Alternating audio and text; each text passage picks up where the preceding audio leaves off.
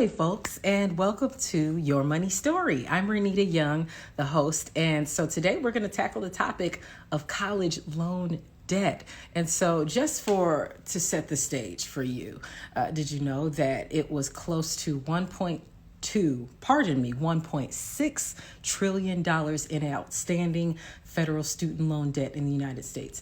That's huge. By some counts, the average college graduate in the United States carries $35,000, but six-figure college loan debt is a real thing. And our guest today is going to talk about that. Melissa Jean-Baptiste is known as Millennial in debt across social media, and she knows a lot about paying off college loan debt because she did so on a teacher's salary, and she paid off over $100,000 in college loan debt in 5 years. And this is while not putting her life on hold. She was still able to reach other financial goals like purchase her first home, and she still lived her life. So let me invite her to come on. Hang on for a second.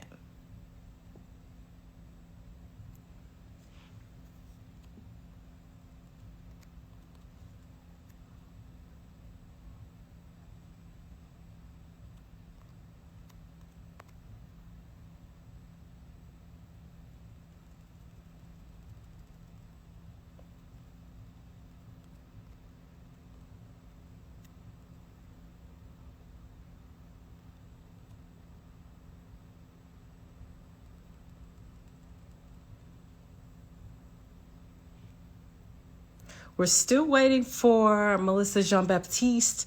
Just hang on. We're going to get her on just a moment.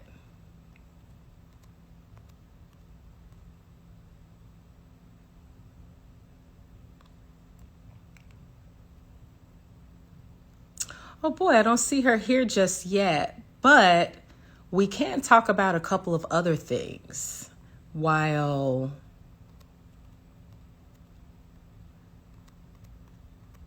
I have you here.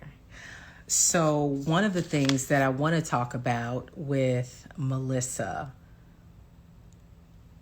is, of course, this deadline to apply for the FAFSA that's coming up next week. So one of the things I'm going to ask her is how she suggests people go about funding college if loans is not obviously the best idea. Now, there are some people who may need to take out college loans. And so in that case, one of the things I want to ask Melissa is, should people be paying back their college loan debt while they're still in college, and how they can do that, you know? And another thing that I wonder is, how can people create careers or choose careers that may not land them in so much debt, or if there are other options for school that they can choose about when it comes to funding their college loan debt. And Melissa Jean-Baptiste is here, so hang on for a second.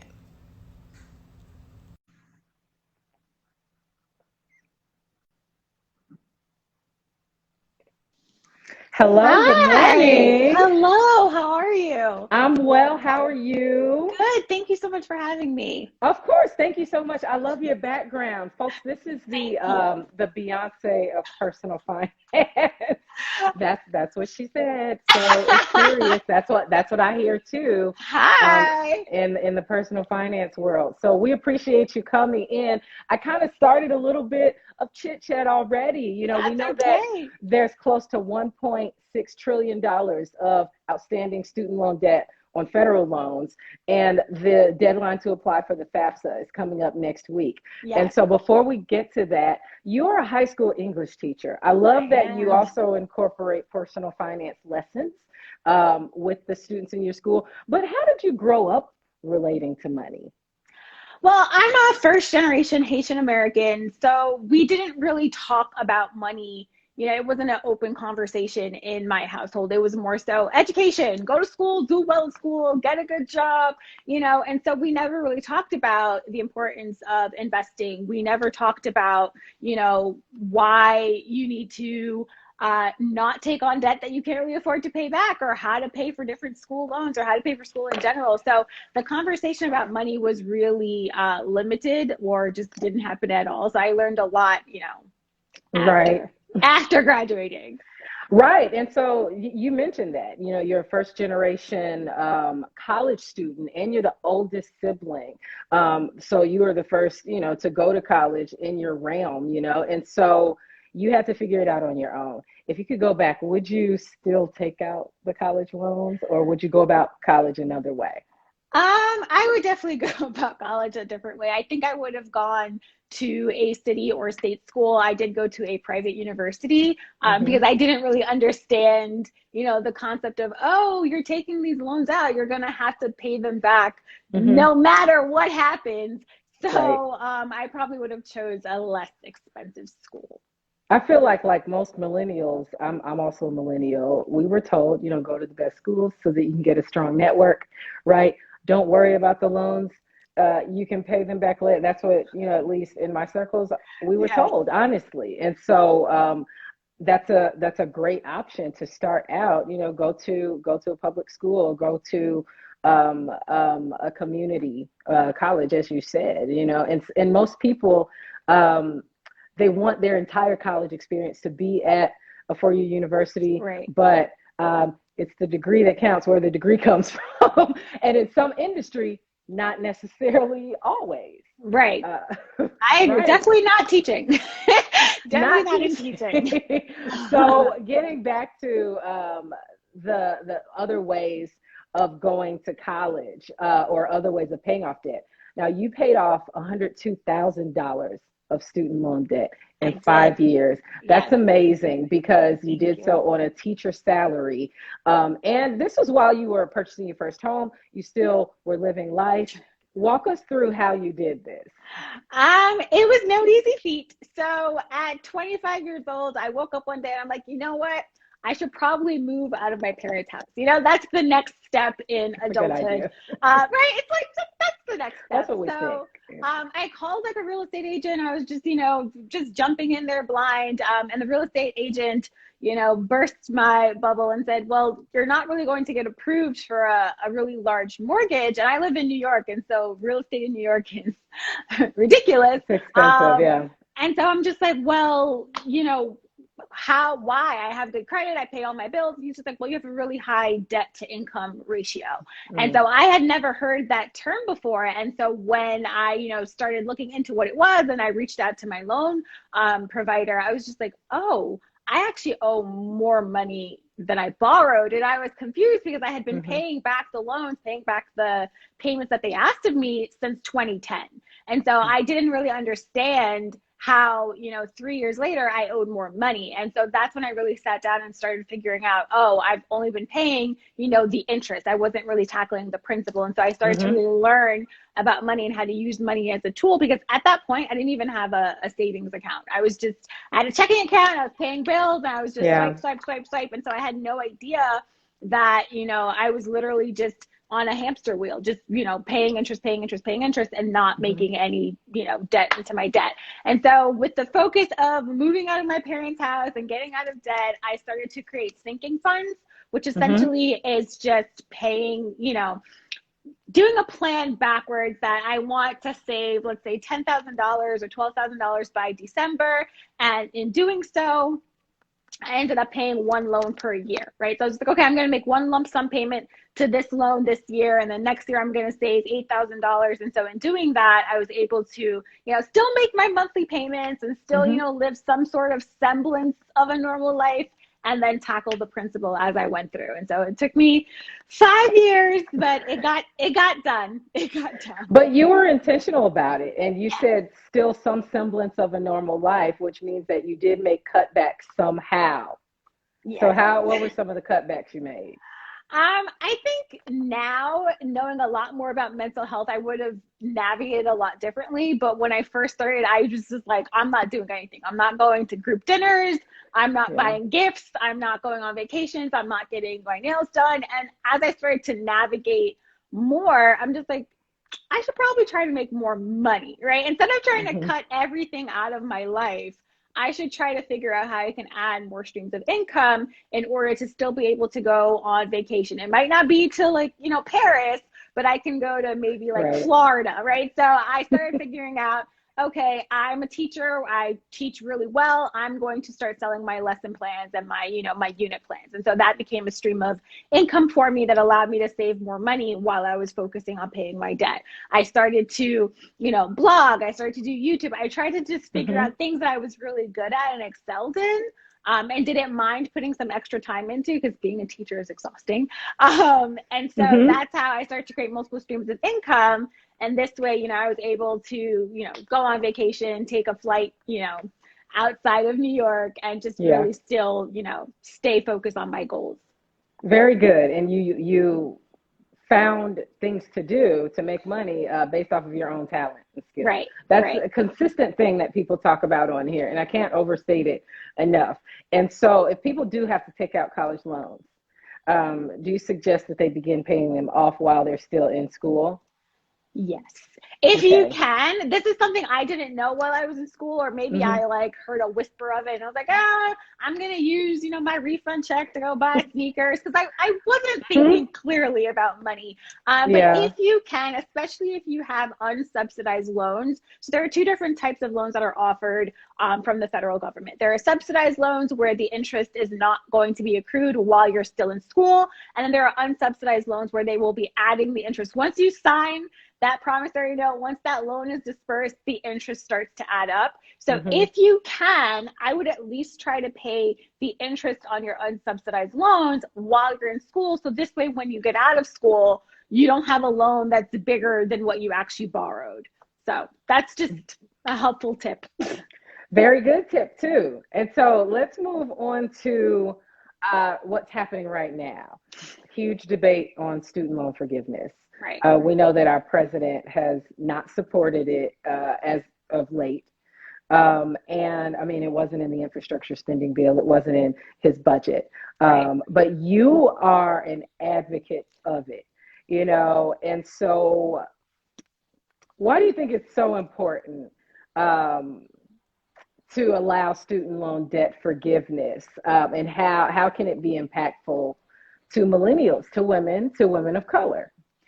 Yes. So I have this conversation and people argue with me all the time because I did pay off my loans by myself. Yes, I did. However, I am still a very huge advocate of student loan forgiveness because I've seen the numbers. I've seen, friends and family. I know how detrimental student loans can be to people who are actively trying to pay them. It's not like, they're sitting at home like, I'm never paying these back later. They are making efforts, but the way that, life has set up for millennials and our economy and things like that, especially for women of color, we have so many other issues that we are facing. We have the wealth gap, we have the wage gap, and all of these things where I graduate, I have more debt than, my white counterparts, and I'm being paid less, right? So now I can't be a fruitful member of society. I can't buy a home. I can't buy all the things that would help boost the economy because I'm shackled to this debt. And so I find that student loan forgiveness would really help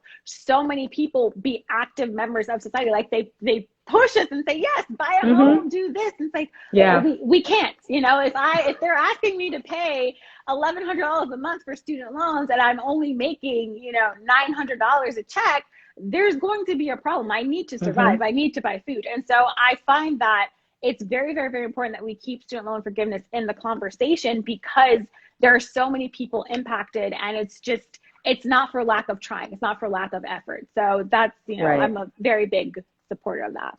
Okay, good to know. I like how you laid it out there because it's very true.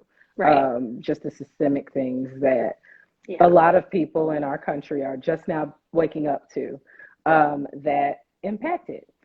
So you said this, lower income levels and huge student loan debt, this crisis, it's directly correlated with the slower process of building wealth. And so that's why you also suggest that people invest even while they're paying off debt. And so do you have any guidance around building an investment strategy while you're still paying off debt?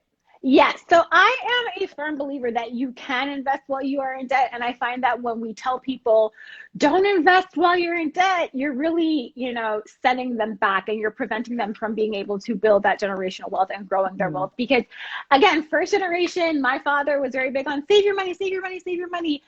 you are not going to be able to save yourself into debt, right? Saving money is not going to be able to make you a millionaire, which, you know, I call my followers future millionaires, and that's what we're here to do.